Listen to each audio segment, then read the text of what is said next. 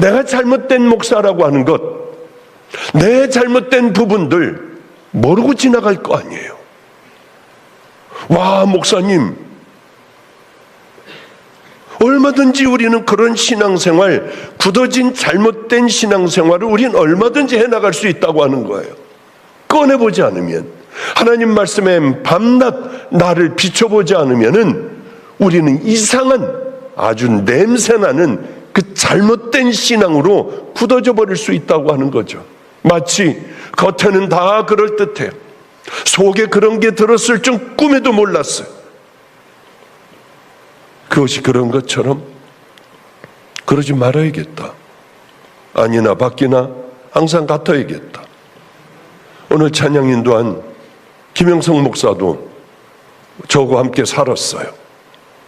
내일 이제 집회할 김성준 선교사도 얘네들 학교 다닐 때 제가 밥해 먹였어요.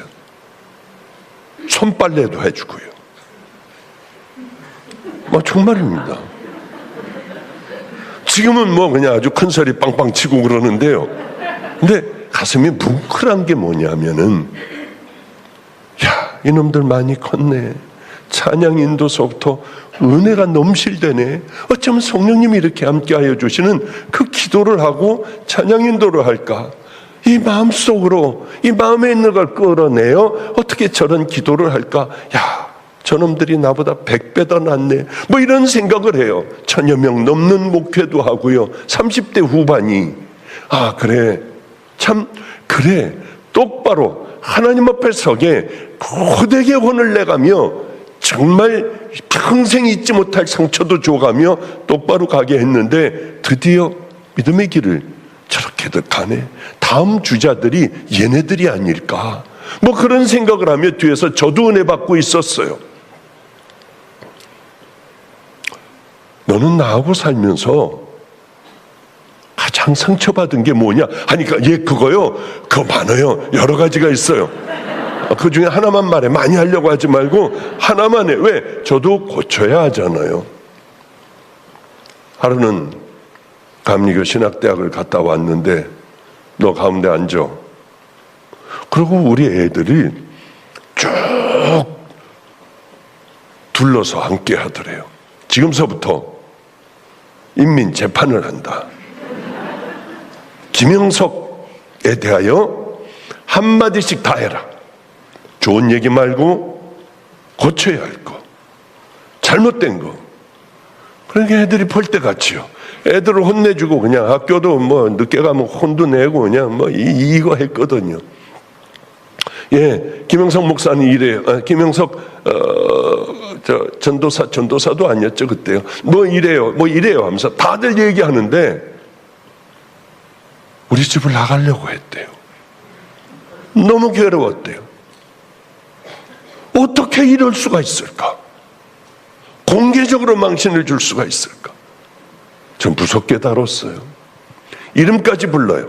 가령 예를 들어서 김산성이 데려와. 그럼 다들 뻘뻘뻘뻘 떨어요.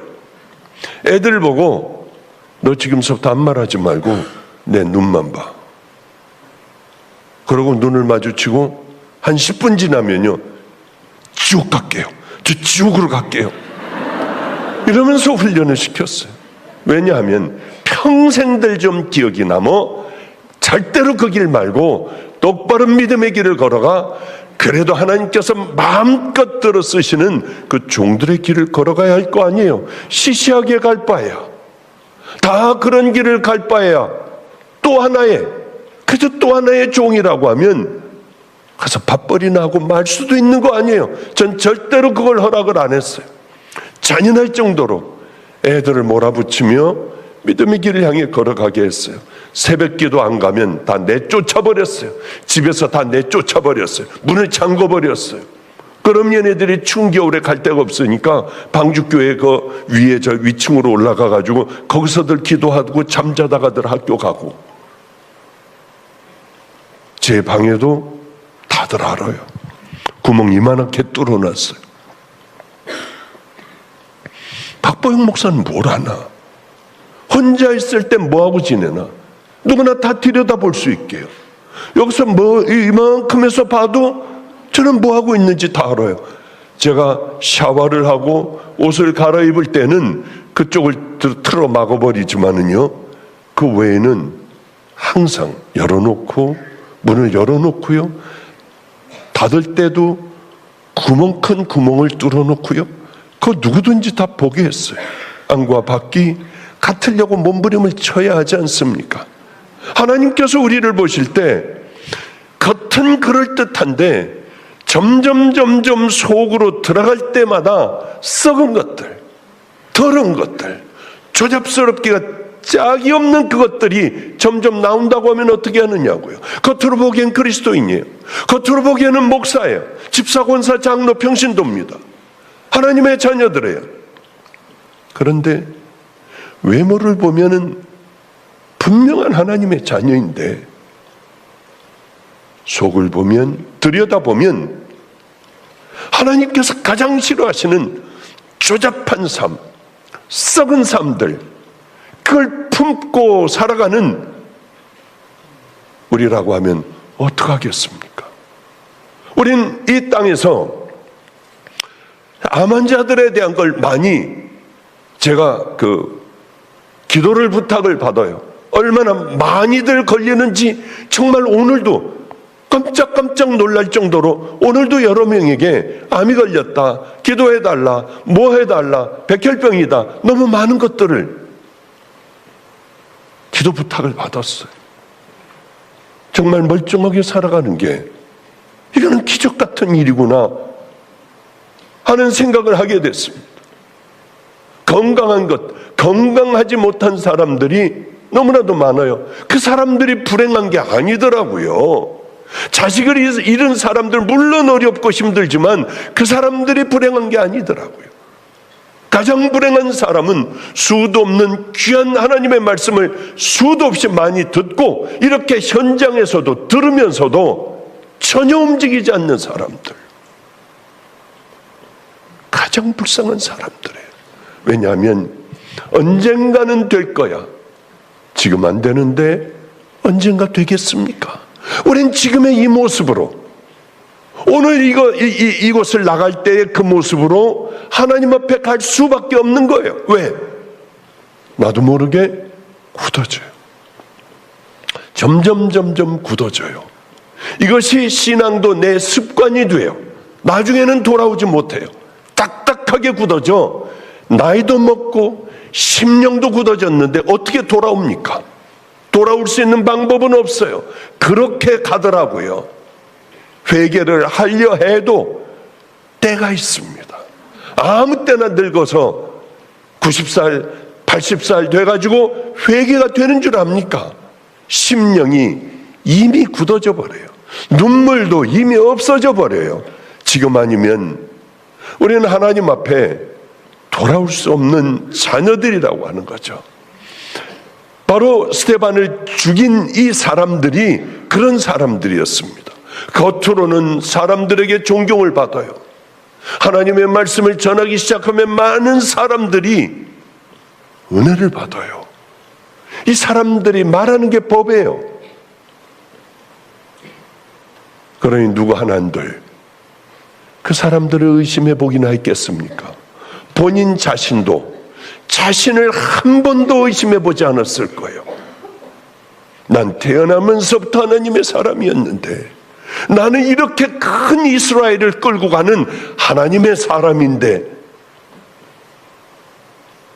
그러니까 그 사람들은 다른 사람들을 정죄하고 때리고 옥에 가둬버리고 심지어는 죽여버리기도 하고, 돌로 쳐 죽여라 하면 다 죽여버리는 거예요.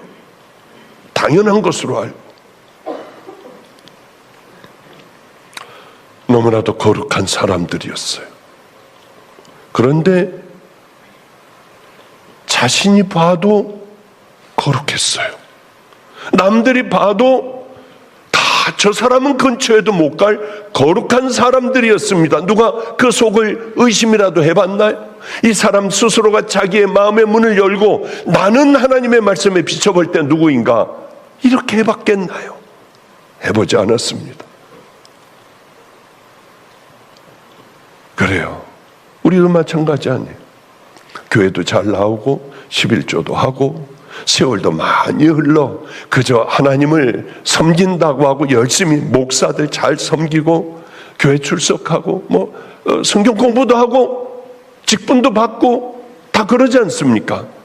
그런데 문제는 뭐냐면은 우리들의 이 신앙의 이 시대의 가장 큰 문제는 이게 습관이 되어버리는 거예요. 죄는 한 번에 훅 하고 오지 않아요. 작은 것부터 하나하나 조금씩 우리 마음에 들어오기 시작을 해서 이게 점령이 되는 거예요. 처음에는 두려워요. 나 이래도 되나?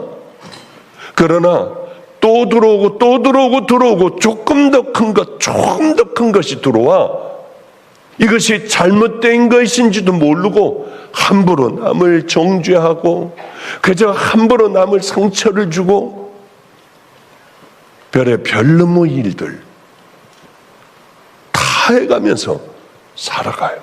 3살 버릇이 8까지 간다 그러잖아요. 그게 뭡니까? 어린아이가 몸에 배이기만 하면은 아무렇지도 않게 그것을 80까지 가져간다는 거예요. 좋은 것이건 나쁜 것이건. 그래요. 이게 가능한 일일까? 성경에서 그걸 얘기하고 있잖아요. 성경에서요. 우리가 정말 이 땅에서 축복을 받으려면 그릇이 깨끗해야 합니다. 하나님께서 더러운 개밥 그릇에 축복을 넘치도록 주실 리는 전혀 없어요. 우리가 거듭나고 새로워지고 결단을 하고 버리고 돌아서고 하며 하나님의 말씀대로 성령님과 함께 내 힘으로는 안 되니 함께 걸어가다가 또 넘어지면 또 일어나 걸어가고 정결한 그릇에 하나님이 주세요. 제가 은퇴하면서 마지막 유언적인 설교를 몇 번 했습니다. 유언. 이건 내 유언이다. 성도들을 향한 내 진실한 마음이다.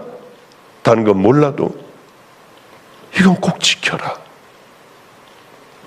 세상에서 가장 불행한 사람 되지 말고 된 줄 알았는데 주님 앞에 서번이 아니었어. 어떻게 할래요? 그 모든 것은 성경에 기록된 그대로요.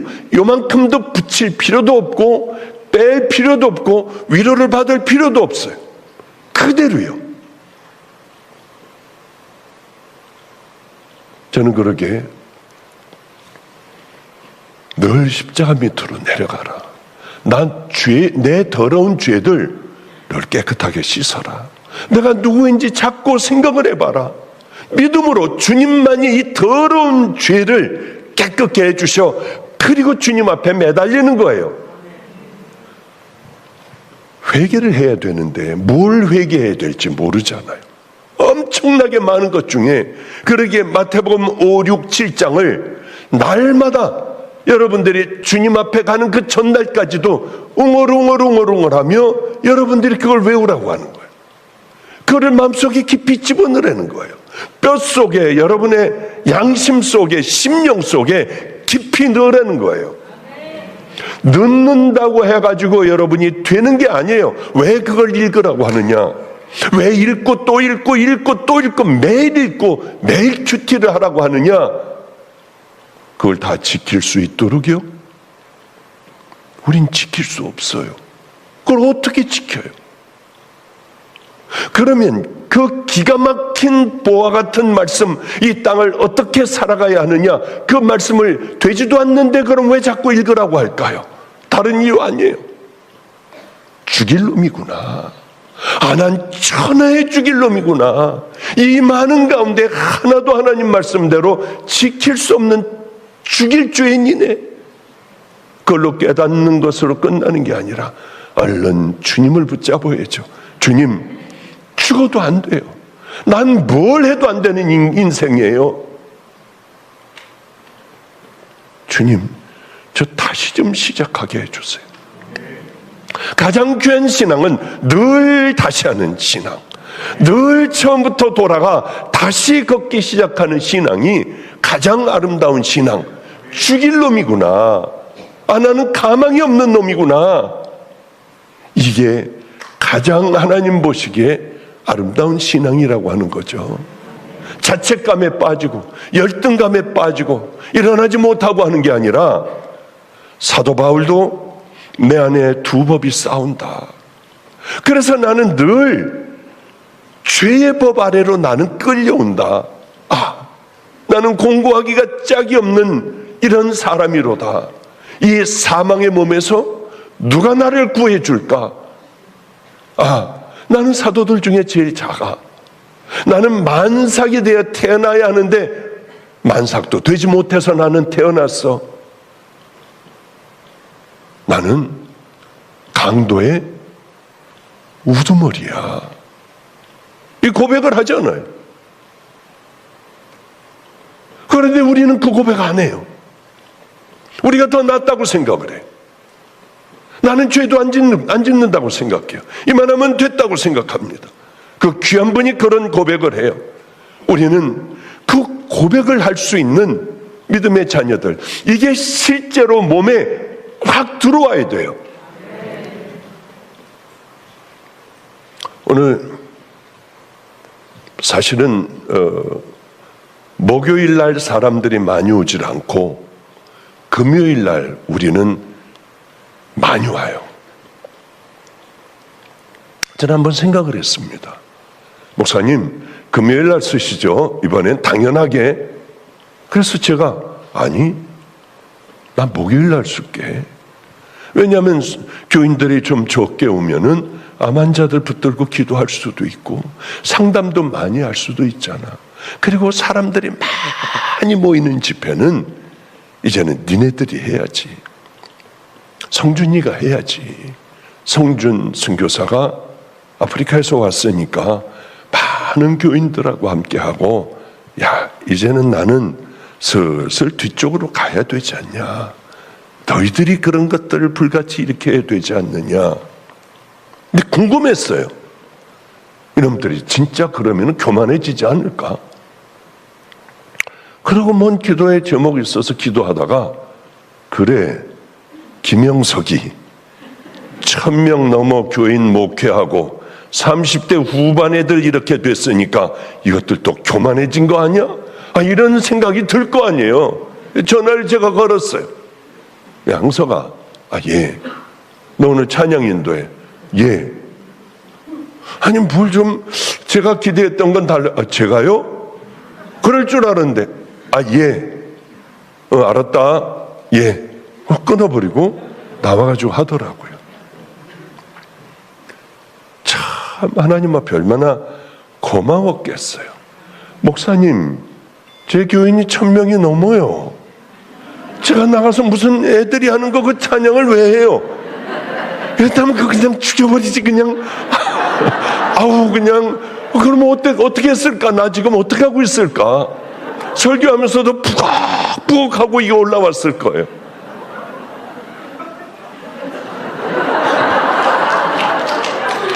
근데 마침 단 한마디도 안 하고요. 아멘. 그리고 그리고 끊는데요. 성도 여러분들 중에 좀 성령님에 대하여 예민한 분들은 오늘 좀 깨달으셨을 거예요. 딱 하는데 성령님의 운행하심이 있네. 찬양 처음서부터 여러분 아시는군요. 성령님의 운행하심이 있네. 그러면 오늘 가서 나도 죽기 아니면 살기로 한번 하나님의 말씀을 막 다 그냥 그렇게 해야지. 하나님 차라리 죽여버리세요. 생명을 다할 수 있도록요 하는 마음을 가지고 이제 올라오게 되는 거예요. 올라오는 사람들이요. 근데 그게 참 고맙더라고요. 제가 오늘 이런 설교에서 어쩌면 우리 김영석 목사에게 원망 들을 수 있을 것 같아요. 그런데 해야겠어요. 제가 괴로우니까, 또 주님께서 그 마음을 주셨으니까. 오늘 절망의 얘기를 하는 거예요. 올라오려고 하는데. 그런 거 모르고 이제 찬양을 시켰는데, 저 설교하러 이제 거기서 사람들하고 기도해주고 밑에서 이제 이러고 올라오려고 하는데, 아이를 안고 왔어요. 태어난 지 얼마 안 된 아이를요. 목사님, 사모하고 같이 올라왔어요. 그런데 이 아이 피부 이식도 해야 하고요. 귀가 양쪽이 안 들릴 수도 있다고 하고요. 눈이 안 보일 수 있다고 해요. 서울대병원에서. 근데 쓰러질 것 같더라고요. 같이 살면 다 새끼들 아니에요. 자식들 아니에요. 근데 눈물이 날 것 같아가지고 아기를 붙들고 기도하는데, 뭘 어떻게 기도해야지? 아무것도, 이게 내 정신이 아닌 거예요. 그러고 기도해달라고 하니, 제가 어떻게 기도가 나와요? 그냥 검사하면은 정상으로 나오겠다 하는 생각을 가지고 있었지만은요. 왼쪽 귀만 안 들리는 줄 알았는데, 오른쪽 귀도 아닐 수 있다고 해요. 앞도 못 볼 수 있다고 해요. 피부도 목사님 이러고 저러고 해요. 다리에 힘이 풀리더라고요. 우리 주님께서 제 기도 아마 이렇게 들으셨을 거예요. 그때 하나님, 저 예수님 같이 십자가에 못 박아 죽는다 해도 쟤 좀 살려주세요. 그 기도가 아주 절절히 그냥 속으로 그 얘기는 못할 거 아니에요. 그런 고통을 당해도 하나님, 제 좋은 종으로 만들어주세요. 생명의 길 가는 종으로 좀 만들어주세요 하고 들어와가지고 계속 기도한 게 그 기도만 하게 되더라고요. 여러분들, 기도는 능력이에요. 저번 주군요. 난리들이 목사님 휠체어에서 일어났어요. 한 번도 어쩌고 저쩌고 일어나 본 분이요. 아니, 그걸 내가 하냐? 내가 기도한다고 그냥 척척척척 다 이루어지냐? 그 주님이 하시는 거 아니에요. 저는 어떤 생각을 그러면 가지냐 하면은, 그래 주님, 오늘 생명을 다해 여기 있는 사람들 다 그냥 안수해 줄게요. 아픈 분들 여기 다 나와요. 끝나고요. 세 번을 설교를 해요. 3군데를 다니면서 하는데, 이게 70 넘은 노인네가 쉬운 일이냐고요. 주일날 3군데를 돌아다니며 하는데 다리가 후들거려요. 그래도 내가 다 해줄게. 아니, 그래서 치유되고 회복된다면 그거 왜 못합니까? 왜 몸을 아낄 필요가 뭐가 있어요? 아예 쓰러지더라도 할 거 아니에요. 누워서라도 해줄 수 있지 않습니까? 그래서 이쪽에 아픈 사람 다 나와라. 인정사정 없이 나오더라고요. 그냥 여기는 오늘 그렇게 설교를 듣고 정말 그렇게 살겠다고 하는 사람만 나와야지, 그래도 한번 가서 효험이 있을까 하고 안수 한번 받으려고 하면 이쪽 병들이 일로 갈 거다. 그랬어요. 정말 힘들어 죽겠는데요. 세상에 절로 돌아가지고 저기까지들 줄을 서더라고요. 다 해줬어. 저를 통하여 하나님이 일하신다면 마다할 게 뭐가 있겠어요. 그게 가다가 죽는다 해도 감사하잖아요. 예전에는 한 주일에 500명을 제가 안수를 해줬대. 누가 따라오면서 쉬었어요. 밥을 먹고 안수를 해줬어요. 말씀 전하고 안수해주고 오면 밥 먹고 100m 뛴 것 같아서 토해요. 그러고 와서 또 하고 그러면서 다니면서 제가 설교를 했던 것 같아요. 나을 수만 있다면 뭔들 못하겠습니까? 그리고 그것이 교만이 되는 게 아니라, 그러면 나 이거 큰일 나지. 별의별 일들이 다 일어나잖아요. 얘는 평생 기적이 차유된다. 얘는 일어날 수가 없다. 세브란스에서 이제 끝났다 얘는. 아니, 중학교애를 고등학교 1학년인가요? 그런 애를 그렇게 아예 딱 의사가 그랬대요. 그 어머니가 믿음이 있는 분이에요. 빨리 판을 다 빼달라. 빨리 빼달라. 빼가지고 무조건 일로 왔어요. 와가지고 휠체어에 앉아서 저 휠체어를 끌고 그러고 맨 앞에 앉았어요.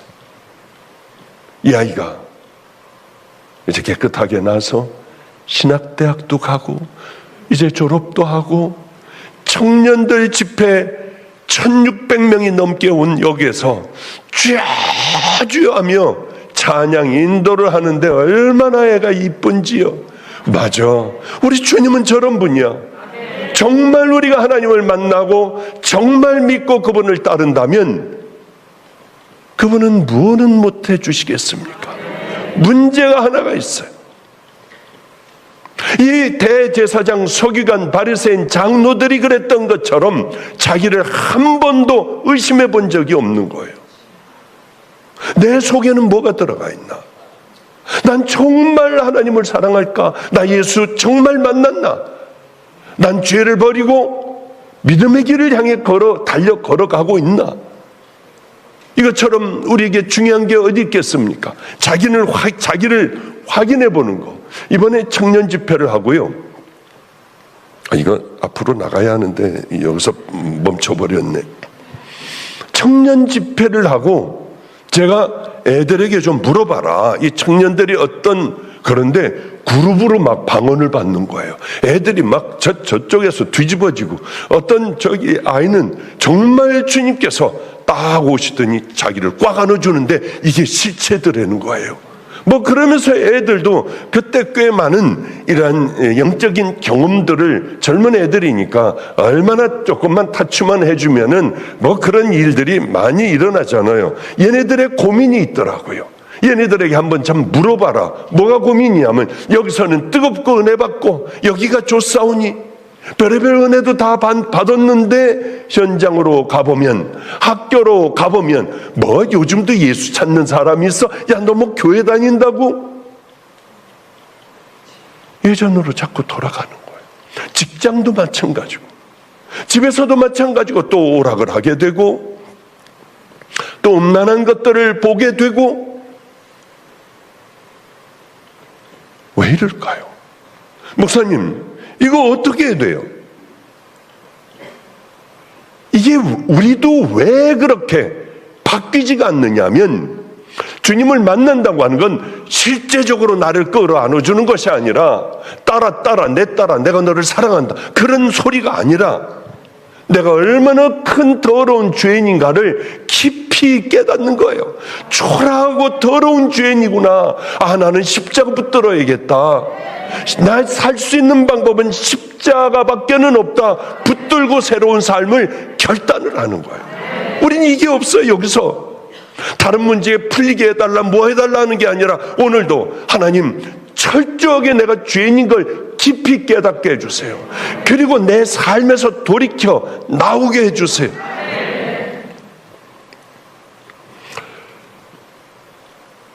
그런데 안 되는 이유가 회개가 잘 안 돼요. 죄 가운데 있어요. 일상생활로 돌아가면 얼른 타협을 해버리고 그렇게 안 하겠다고 하는 것들 넘쩍넘쩍 다들 붙잡는 거예요. 나오는 말들도 변하지 못하고 행동도 삶도 거듭나질 못해요. 일시적인 은혜를 받았다고 해서 우리가 죄 가운데서 다 해결되느냐? 이제서부터 우리들이 성령님과 함께 회개했으면 주어지는 성령님과 함께 치열한 싸움을 벌이는 겁니다. 천국은 거저 얻어지는 것이 아니에요. 이러니까 저보고 이단이라고 해요. 철저하게 예수님의 십자가에 달리신 그 은혜로 그것을 믿는 믿음으로 우리는 구원받지만 그 다음서부터 우리가 대가를 치러야 한다고 저는 봐요. 순종을 해야 되잖아요. 마태복음 5, 6, 7장을 다 얘기하시고 너희들이 이 말에 순종하지 않으면은 모래 위에 진 집과 같아서 다 무너져 버려. 그러나 너희들이 이 말에 순종한다면 반석 위에 세운 집과 같아. 그 어떤 경우에도 너희들은 무너지지 않아. 나더러 주여 하는 자마다 천국 들어가지 않아. 하나님의 말씀대로 순종하는 자들이야 들어갈 수 있어. 그런데 우리는 이걸 간과해버려요. 예수 그리스도의 십자가 하나면은 됐지. 뭔 딴소리야. 여기다 왜 물타기를 해? 정말 그럴까요? 여러분 그렇게 순종하며 살게 됩니까? 주님은 안 그러셨어요. 눈이 범죄하면 뽑아버려, 손이 범죄하면 도끼로 찍어버려, 다리를 잘라버려. 주여주 한다고 안 돼. 주님은 우리에게 너무나 많은 것들을 말씀하셨지 않습니까? 거기 여짜오되 주여 구원받을 수가 적으니까? 뭐라고 하세요? 예수님 뭐라고 하세요? 좁은 문으로 들어가기를 힘쓰라. 들어가기를 구하여도 얻는 자가 적으리라. 전 그래서 열심히 여러분들 마태복음 5, 6, 7장을 읽고 늘 성령님과 동행하는 거예요. 그분이 함께 하셔야 내가 이거 또 죄졌구나, 내가 미쳤지, 좀 죄에 대한 강박감을 좀 가져봐요.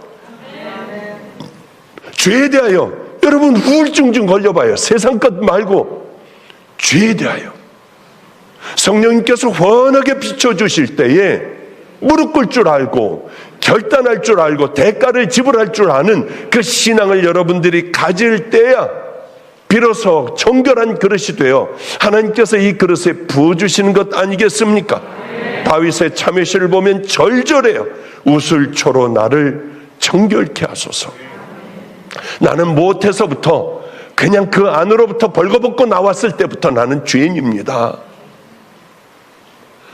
눈물로 침상을 띄웠어요. 이게 회개예요. 그가 또 며칠 안 돼요. 옥상에 올라가서 보다가 또 똑같은 일이 있으면 그 짓을 저질렀을까요? 성경은 그 이후에 그는 죄를 짓지 않았다고 했어요. 이런 깊은 찔림이 있고 결단이 있어야 하는데 그렇지 않으니 작은 유혹을 휙 잡아버리고 이 유혹도 확 잡아버리고 늘 그 죄 가운데 있는 것 아니겠습니까? 내가 닭 울기 전에 나를 3번 부인하리라. 정말 닭 울기 전에 닭이 울자 충격을 받잖아요. 3번을 예수님을 모른다 했어요. 이게 베드로에게는 큰 충격이었습니다. 그는 또 그랬을까요? 또 그랬을까요? 그럼 베드로하고 우리하고 차이는 뭘까요? 다윗과 우리와의 차이는 뭘까요? 이들은 깊이 받아들였어요. 그리고 이제는 싸워야겠다고 생각을 했고 더 이상은 죄 가운데 머물러 있어서는 안 된다고 이들은 결단을 한 거예요. 변화된 삶을 살아내야 돼요.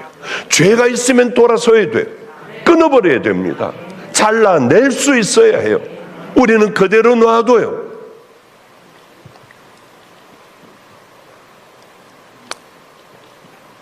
그래, 그런 것들이 마음에 목회를 하며 얼마나 힘든지.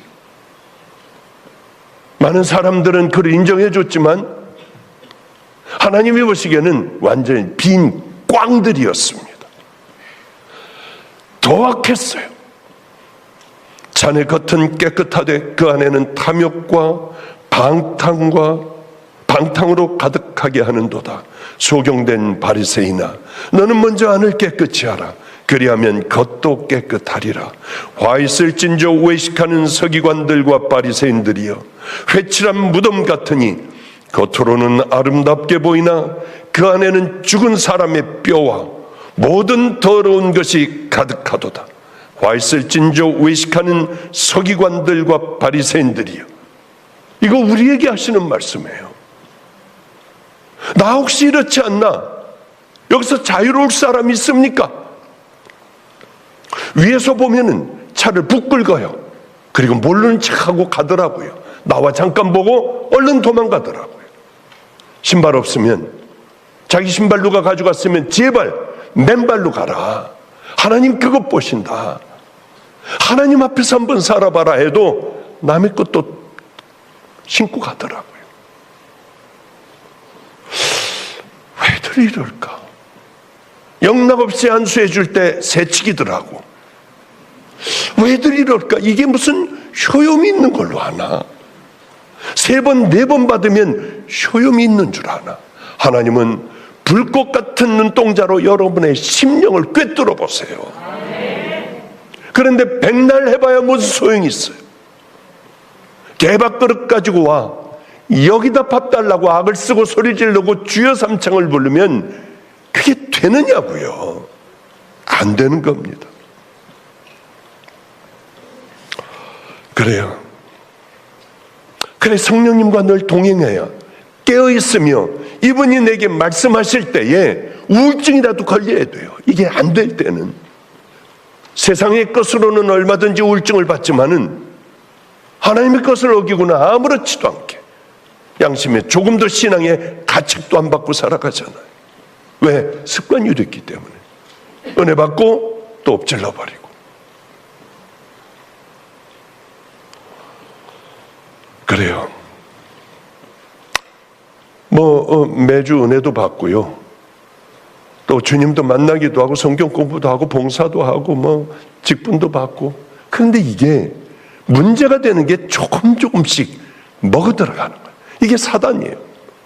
그런데 골든 타임을 놓치게 되면 굳히기로 들어가 버려요. 이게 문제 아닙니까? 사단은 그때까지 끌고 가는 거예요. 우리를 머물게 해요. 아무렇지도 않게 해요. 그런데 그 시간을 지나면서는 눈물도 없어지고 소망도 없어지고 그렇게 가는 사람들이 어마어마하게 많은 거예요. 그 간증을 제가 다 어떻게 하겠어요? 그런 간증을 하면 신사도라고 해요. 저는 신사도가 가기 때문에 거기서 사람들을 얼마나 빼왔는데요.